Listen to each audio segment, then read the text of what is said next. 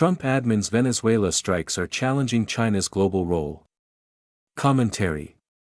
President Donald Trump's decision to use military force to capture Venezuelan leader Nicolas Maduro isn't just about capturing another drug-trafficking dictator in Latin America, it's a major pushback against Communist China's influence in the Americas. And it's not the first, by any means. One of many blows to Venezuela. It's high time for it, too. Finally, the United States is actually waging a real war against the illicit drugs that kill tens of thousands of Americans each year. But the change in U.S. policy goes well beyond drugs, which are bad enough. The new national security strategy is about realigning the region's geopolitics to American strategic interests. In that context, Maduro's free helicopter ride out of Caracas and his visit to New York are just the latest in a string of forward-leaning changes in American foreign policy. After all, the Trump administration's repeated attacks on Venezuelan drug boats and the seizure of Venezuelan oil tankers bound for China should have been unmistakable signals that a new era in geopolitics is at hand. The military incursion in Venezuela shouldn't have been too much of a surprise. China. The decapitation of Venezuela's China-friendly regime has also dealt geopolitical, trade, and political blows against Beijing. For years, Chinese criminal networks have enjoyed great latitude working from Venezuela to facilitate drug smuggling, strengthening cartels, and engaging in human trafficking and other harmful activities targeting the United States. Therefore, to analysts in Beijing, U.S. actions against Venezuela are understood in a strategic context that directly challenges China in a number of ways. A new context for military behavior. To the Chinese Communist Party, U.S. military actions in the Caribbean are not seen in isolation as counter-narcotics tactics, but rather as part of a new context for how the United States frames legitimacy, manages escalation, and absorbs global criticism. In other words, Beijing is watching Washington and the world's response to its actions in the Caribbean.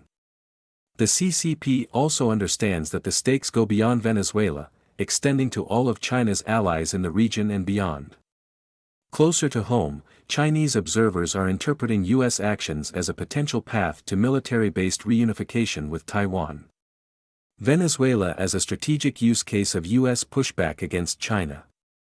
Prior to capturing Maduro, the Trump administration's actions combined strikes on suspected drug trafficking vessels and aggressive maritime enforcement, which included seizures of oil tankers off Caracas.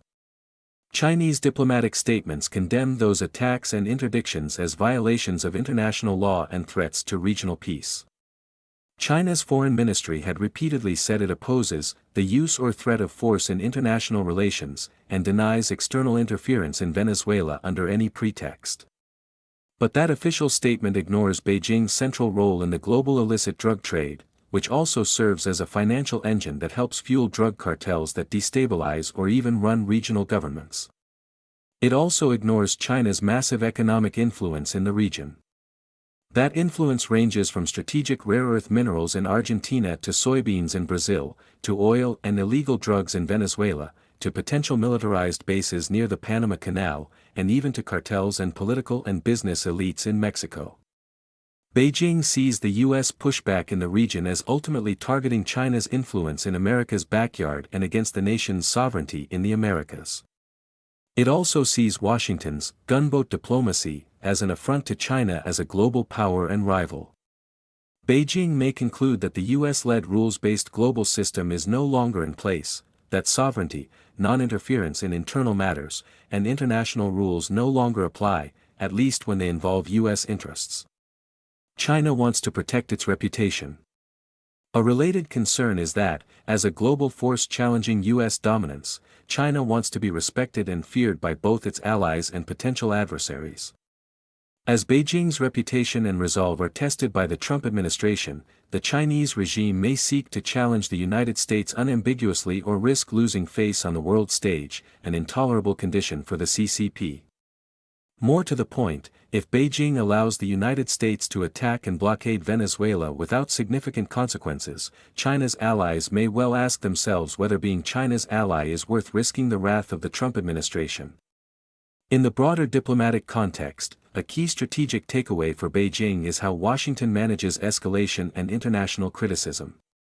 If the United States conducts strikes, withstands diplomatic pushback, and suffers no real consequences, the CCP may conclude that limited military action is manageable if framed domestically as defensive or law enforcement oriented.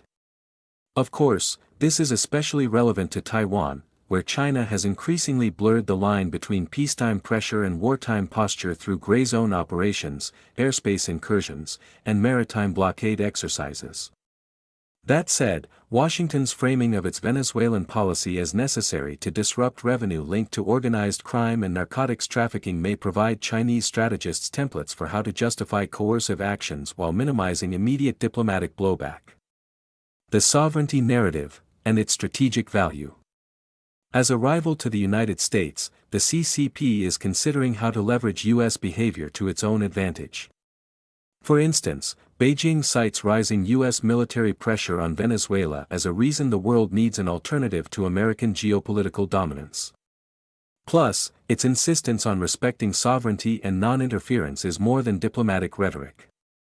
Chinese officials have stated that U.S. maritime actions near Venezuela infringe other countries' sovereignty and security and violate basic principles of the United Nations Charter, contrasting U.S. actions abroad with China's own narratives about handling Taiwan. Thus, this framing directly transfers to Beijing's framing of Taiwan as an internal matter. This is critical because Taiwan poses as much of a legitimacy challenge to China as a military one. Therefore, U.S. actions classified as law enforcement can be used in CCP propaganda to argue that Washington standards are inconsistent, weakening U.S. moral authority in future crises and framing forced reunification with Taiwan as a legal issue rather than a sovereignty or moral issue. Notably, at the end of December, the Chinese regime staged major military exercises around Taiwan, which, it could be argued, were in response to U.S. policy toward Venezuela. Finally, the extensive U.S. military presence around Venezuela, including aircraft carriers and thousands of troops enforcing maritime interdictions and blockades, could stretch American resources and national attention. If the United States appears willing to project force geographically but unevenly, Beijing may conclude that Washington is unable to respond forcefully in every theater simultaneously, possibly emboldening Chinese planners to launch a rapid operation of its own in Taiwan. Undoubtedly, the CCP is watching where the U.S. focuses attention, resources, and political capital, and weighing its options.